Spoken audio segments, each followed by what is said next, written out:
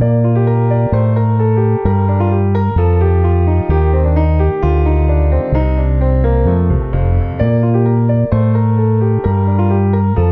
I just want to thank you so much, Robbie Dunton, for giving us this interview.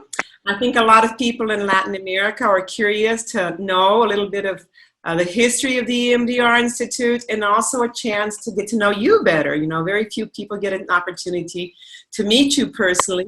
Not everybody can go to the States to the EMDR conferences and things like that. So I thought we could start by having you introduce yourself and tell us a little bit about, you know, how your career developed in your professional career and how you connected with EMDR. Okay, well, I am Robbie Dunton, and I am the administrative director of the EMDR Institute in California. And this is an institute, this is Dr. Francine Shapiro's institute, and we have always been business partners in the institute. And she was the one that would go out and do the conferences and do the trainings, and I was the arm that implemented what we were going to do and got the training scheduled and marketing and that kind of thing. So that's still my role. And then when we first started EMDR over 30 years ago, we didn't have a facilitator staff yet. And I had come from and said, wow, we really need to have a facilitator staff, because in those early days, it was a short training and it was mostly lecture and that kind of thing. And then over time, it just developed. So I said, we need to have a strong facilitator staff when we're working with these people. So that was my main role too. And actually, I trained the facilitators and brought them along. And so this started a long time ago. Francine and I have been friends for over 30 years, probably 35 years. And I first met her because I was the associate director of an institute that worked with children and adults who had learning differences. In those days, we called them learning disabilities, but now the political correct term is learning differences. So we had a lot of kids that and adults with ADHD and behavior problems, reactive disorder problems, you know, who had been thrown out of schools multiple times. That's what I did before. And I have a master's in educational counseling and also nutritional counseling. And so I was taking a graduate course class at the university, and Francine was the instructor on a course on communication. And what I was doing in that course, and the director and we took some of our teachers with us, we wanted to be able to have our teachers be able to communicate better, particularly with the parents, because often in that situation, the parents, there were multiple traumas going on in those families with these kids who couldn't concentrate. You know, in those days, they were very quick to give Ritalin to these children.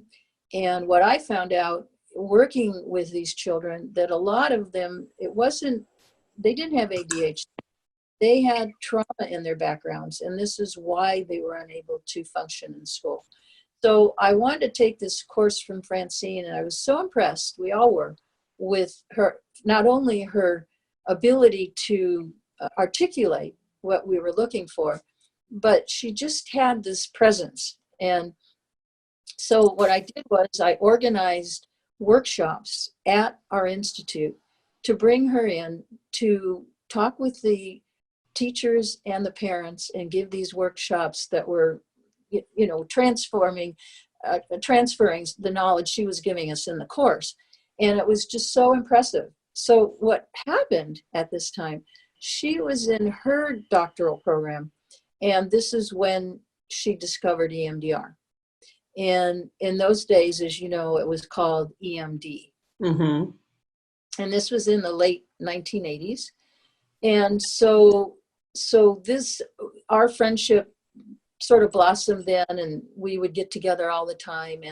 And when I brought her in to do these workshops, for particularly our parents, we have one parent, her name is Pat Riley, and I used to always call her the mother of EMDR, because she was the one that really started Francine, pushed Francine to say, look, this, you're developing these things, you need to get them out in the world. And so Pat was very instrumental. And so during this, Francine did the walk in the park, actually. It was true. And I know the park very well. I used to walk there every day myself. And that's where she finally found EMDR. It came to her. And so then I remember the first time she introduced me to EMDR, and we were out at dinner. And because we used to try to get together for dinner at least once a week, just to talk about the communication skills and how they were transferred with the teachers in our program. And so she goes, well, will you do something for me? And I go, sure, yeah, well, okay. She goes, was there anything this week that you can remember that was kind of anxiety producing or upsetting for you, anything like that? And I said, I don't know, I can't think of something. She goes, well, think of something. And so I thought of something, and I don't remember what it was. And so then she said, well, okay, now can you watch my fingers and move your eyes? And then she asked me some questions and everything.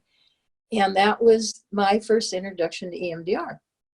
And now by then, of course, it wasn't out, she hadn't really written the protocols or anything, but I was so struck by what it could do that I just immediately embraced the whole idea. And that was when she was doing her studies with the Vietnam veterans who were out in the brush up in California. I mean, they camped out up there, and there was an agency up there that the therapists got these men to come in and do the EMDR therapy.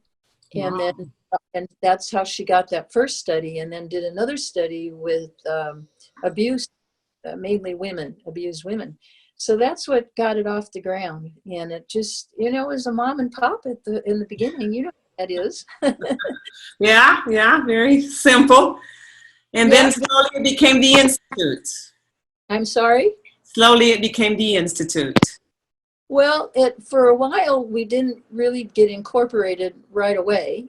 We just, as I said, worked really hard to get it out there in the field. And Francine, I mean, I have to give her all the credit, because she applied and did many, many, many conference workshops.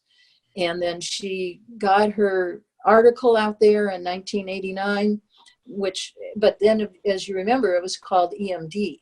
Right. And it wasn't until later that she added the reprocessing, which of course we all know is essential. And so that's how we met, and that's how it all started. And then I was actually at that time also in graduate school, and so together we just, with the help of AJ, we just put it together. That's how it happened. Yeah. All right. So then there was a time when she started training people. I ran into somebody a few months ago when I was in Los Angeles, an older gentleman named John, and I'm not going to remember his last name, who said he had been at the very, very first workshop that Francine had ever done. I think it was like January of 90 or 91. Yeah, probably. In training. Yeah, actually, he probably wasn't the first one, because I think we actually did some things. She actually first did the first one in Israel, I believe. She had a trip to Israel, and she was going to work with the therapist who worked with the army, I believe. I think that's where one was. And then we started doing small ones for the Mental Research Institute in Palo Alto. Was he maybe a part of that? That might be. And then the two of us would travel. We did a lot of trainings with universities, and we'd have small groups, and we would travel around the country and do that. And then, yeah, I'm not sure. Anyway, go ahead. Yeah, so eventually she did begin giving trainings, public trainings. Yes. And because I did mine I began my level 1 in 1996 in Denver. By then, the Institute existed, and there were regular trainings that y'all were offering. Yeah, we actually started doing, I think the first one's like in 1989, and then we did more and more trainings around the world. And the fact that two of us were, and we took sometimes a team with us, were traveling around the world. I was pretty much out of the office 3 weeks out of the month, trying to do it all. It was a lot of work. That's why we finally decided we need to get more trainers, more facilitators, more logistics, and here we are now. So we're all over the world. It's pretty exciting. It is very exciting, I know what kind of work goes into expanding a community, because we did a lot of this in Brazil and Latin America. So I can imagine what this was like, breaking rock from scratch, in the 90s. I think what happened also then was that the articles were published. Francine wrote more articles and did more conference presentations. That's essential. People call me all the time. I have people with other treatment modalities calling me and asking me, how did you do this? How did you get EMDR to be all over the world and set up institutes all over? And I said, well, Francine, she did the legwork. She did every conference presentation and published in different journals, peer-reviewed journals, which of course today is still what we're begging people to do. Yes, you may have developed a new protocol, or yes, you're seeing it work really well with this population. However, without peer-reviewed journal articles to support that, it doesn't mean much. So those were starting to come out, and so people from like Europe, I remember you probably don't know him, but John Spector from England and Ott de Jong from the Netherlands.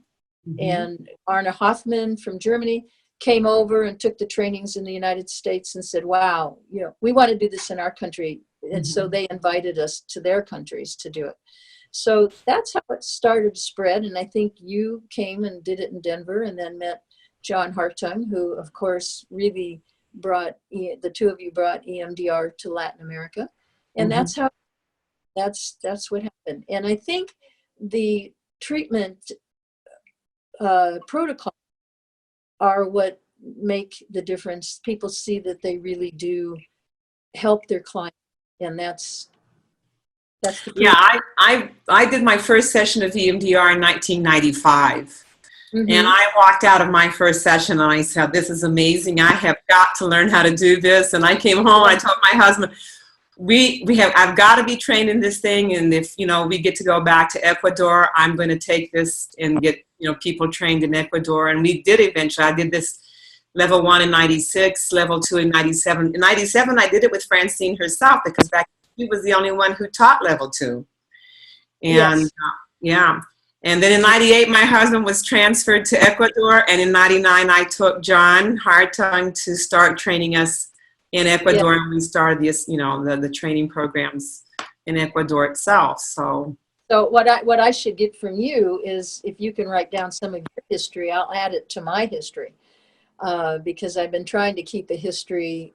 Actually, I've sort of let it go the last 2 years, because everything's all over so much. It's not all being generated from the Institute anymore. So yeah, if you send me that information, that'd be helpful. Sure. I'd be honored to do that. Yeah. So the Institute began, and how did the Institute and how did EMDRIA come about?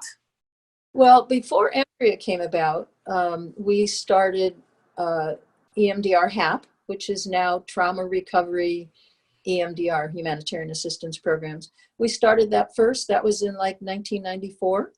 And that was in response to the Oklahoma bombing. Oklahoma bombing. Thank you. And actually, Sandra Wilson is the one that really put that project together with Judy Albert. And as you know, she's gone now, and Judy is, I think, retired. Anyway, they were the ones that got us going, but the Institute implemented this response for first responders to the Oklahoma City and also to families of many of the victims. And that's what started HAP. And then it just grew from there. And now it's a full-blown organization. I'm still on the board. I've been on the board from day one. And somehow retiring from that just hasn't happened yet. In fact, we have 2 face-to-face meetings a year, and next week I'm leaving for Washington, D.C. We are having our face-to-face meeting, mid-year face-to-face meeting, and all the people on the board are also meeting with their state legislatures. To tell them about EMDR, because PTSD and opioid problems are such huge issues here, and with the military and so forth. So I'm kind of excited about that, because our Senator Feinstein isn't meeting with me, but I am meeting with her mental health legislative assistant. So that's next week. That is exciting. Yeah. So in 1995. Somebody came to us and said, we need to have, and it's getting so big, we need to have an EMDR EMDR association. But prior to that, we started having conferences, I think in about 92 or something. And the Institute did the conferences where we brought people together, and it was wonderful. I always call it the first one's Love Fest, because everybody was so excited about EMDR, and people came from all over the world to our first conferences, and everybody was hugging. They were just felt like they had finally found something that really, really was helping their clients, and gave them such what I call a shot in the arm, because I don't know about you, but when I was working with kids and these people, I needed something like this, because I've been having success with what I was doing, but this just was another dimension that I found, particularly the kid clients were all really comfortable with EMDR therapy. And so it was an exciting time. And then so we were doing the conferences, and we were trying to do HAP and trying to do everything. And somebody said, you can't do it all, and you need to have an EMDR association, because now there's people from all over the world, and we need to get things standardized and so on and so forth. So that's what happened, and we started that in 1995, and it became called the EMDR International Association, because we had thought that, I think a little bit naively thought, that people from all the world would want to be a part of that. And as it turned out, people in other countries wanted to have their own association, which I think is fine. It wasn't that we were trying to insist everybody come to America and be a part of it. For us, it was the first step. And then everything began to branch out from there. I mean, the ripple kept getting bigger and bigger.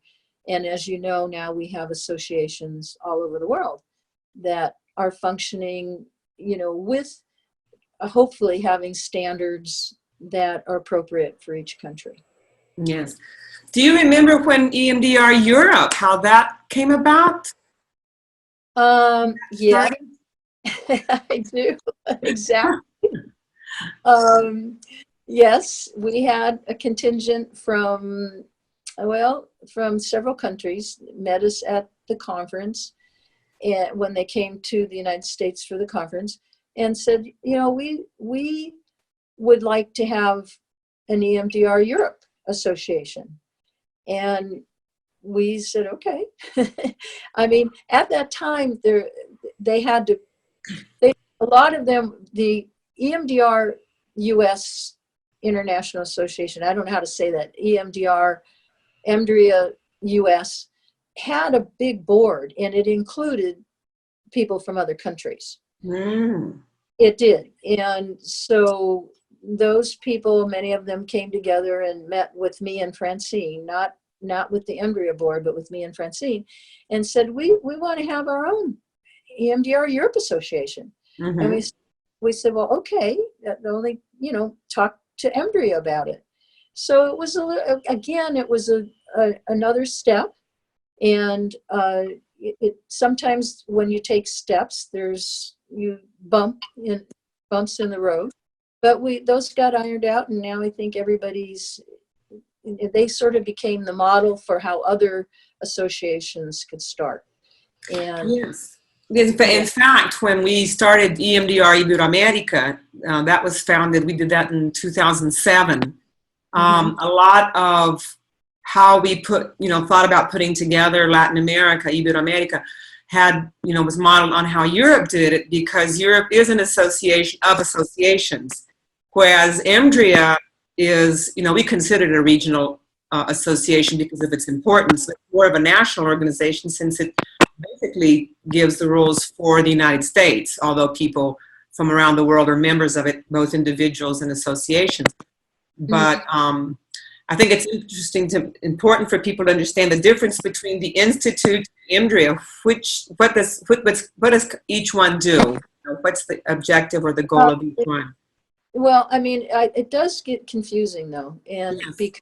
because we started it, Francine and I started EMDR, and with the intention of having an association that would take over the conference and would set standards for people, not just the U.S., for people around the world, but we would be informed by people around the world. And when we started EMDR, before EMDR was ever started, our goal was, when we went to countries, was to have within 2 years a training team in that country that could teach in that language. So that's when Arne Hoffman and different people in Europe got trained, and it was before EMDR. And I think that's happened around the world. I mean, John and you got it going, and because we didn't speak Spanish, so we were happy to have somebody from the U.S. that could do this, bring it to the Latin countries. And of course, you're in Portugal, where they also speak Portuguese. So that's, again, something. Having you come on board was really wonderful. So that's how it started. And in the Europe, as you know, so anyway, that's how it started. And it's just grown and grown and grown. And what I love is that we have around the world wonderful training teams who all have the same goal, to bring EMDR to clinicians in their country. And because they know how wonderful the method is for healing their clients. When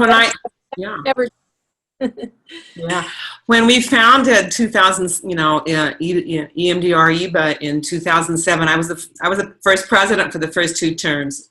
Right. And it was a lot of work to start it from scratch. And so we have 19 countries who speak Spanish, plus Brazil. Brazil is the giant on the continent, and Portuguese speaking, of course. And we hope that, Portugal and Spain would join. Portugal was with us for a while. They kind of go back and forth. Spain never joined. And my goal was, and continues to be, I think, a goal for, the present president, who's Sylvia Boos, is to have a national trainer in each country. And so what does that mean, a national That trainer? means having like a Mexican trainer in Mexico, a Bolivian trainer in Bolivia, a Brazilian trainer in Brazil, because it's so expensive to go from one country to another. Right. You know, and the idea is multiplication, which is, you know, what I really worked hard at, is to be able to get an association formed in each country, as Right. well as, you know, with the goal of also having, you know, a national trainer in the Right. sense of a native trainer in each, at least one, who could Yeah. speak the language, who understands the Right. local customs and things like that. So we've come a long way. We've come a really long way, but we still have a few countries where we don't have a trainer yet. Mm-hmm. But hopefully in the next few years we'll be able to do that. And with the, you know, with a group that has formed, you know, the committee for EMDR Global Alliance, you know.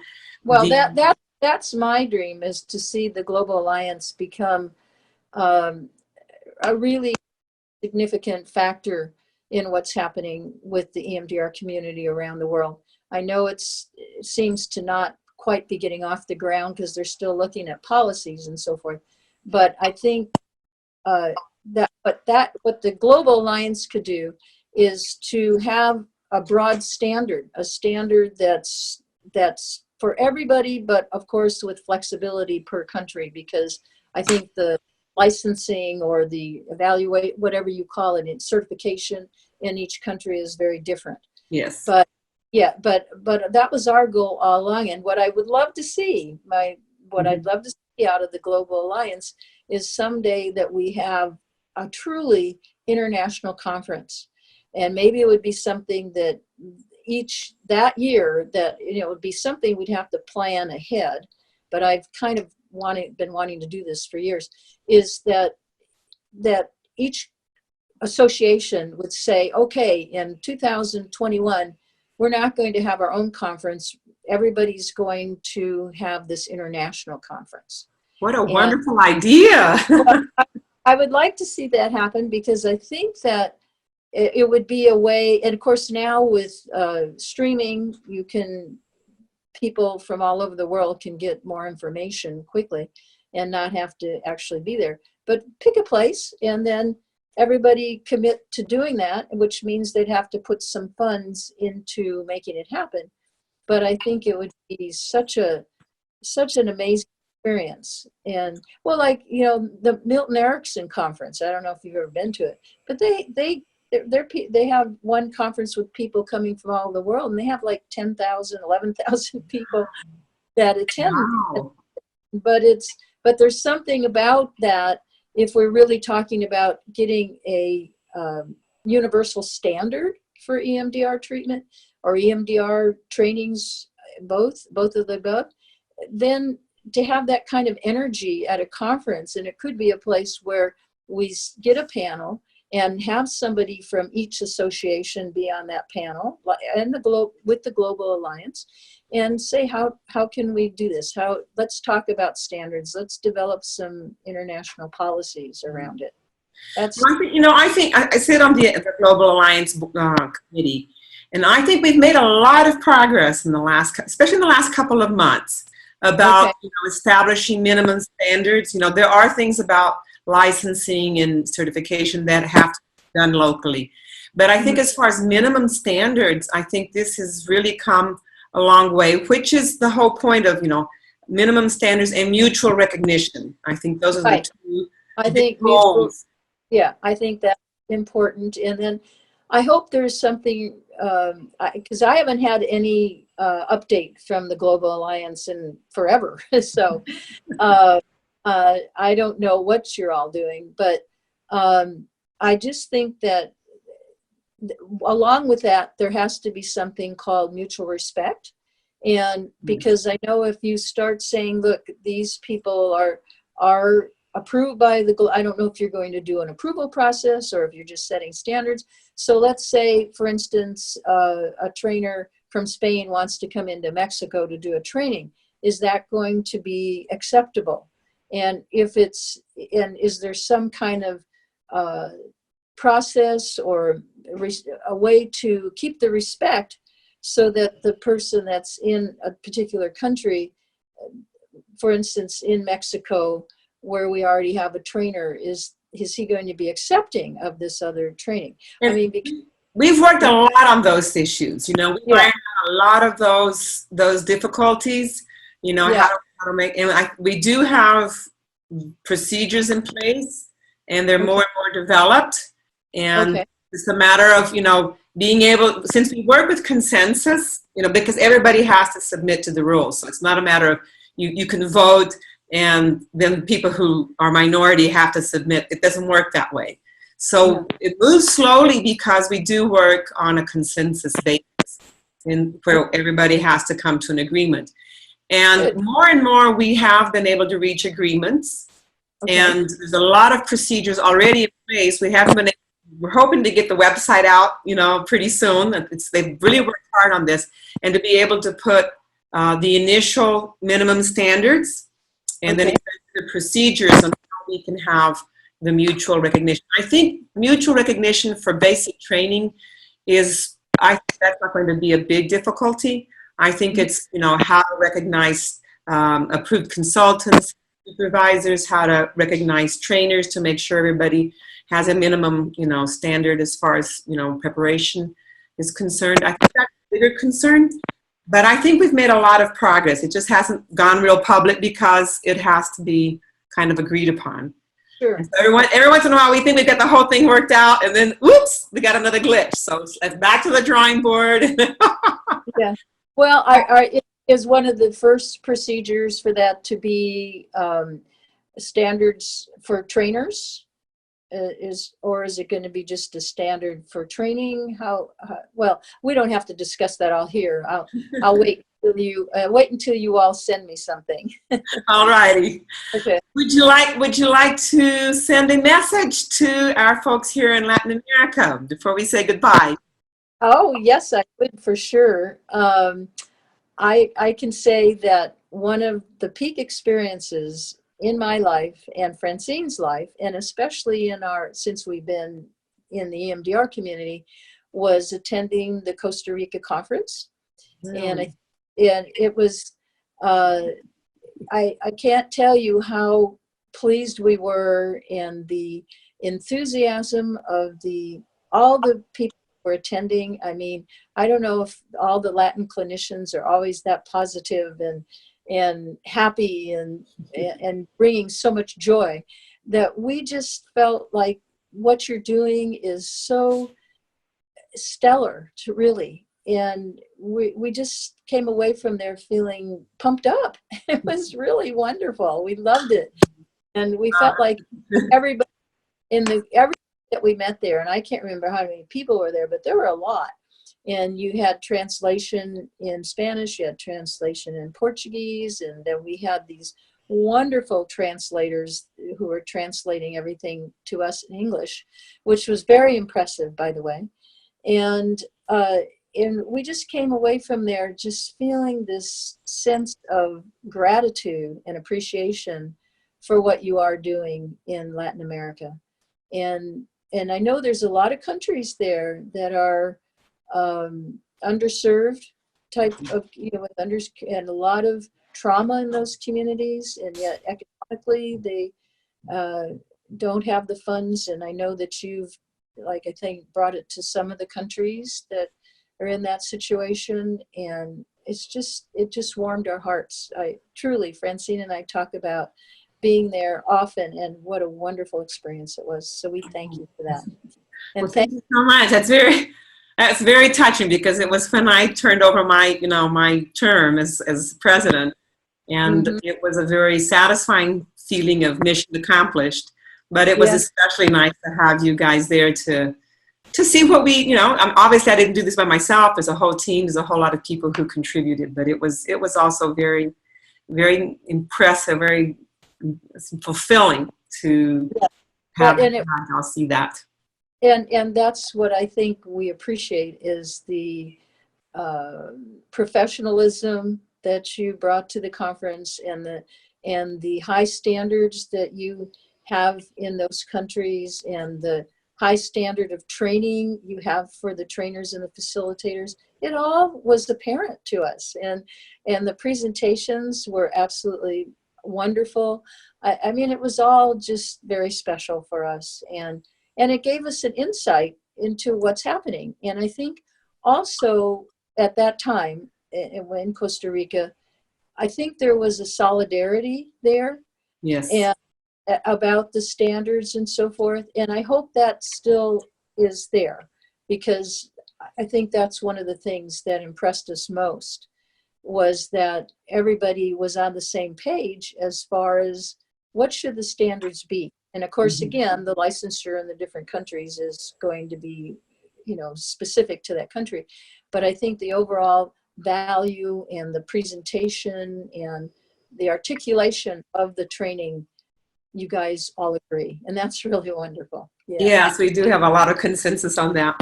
Well, thank you so much, Robbie. I really, really appreciate you taking the time to share with us and helping us all understand a little bit more about the history. I think it's important to have these stories, you know. I think life is made of these stories. So I appreciate your time. I could spend 2 days giving you the history. They asked me to do it. They asked me to do it at HAP, and it just went on, and they finally said, oh, we got to stop because we've run out of time for the day. But there's just so many stories, wonderful stories. Well, I am so glad to hear that they are getting them taped and recorded, because these stories are important. And I really appreciate you sharing with our folks here in Latin America.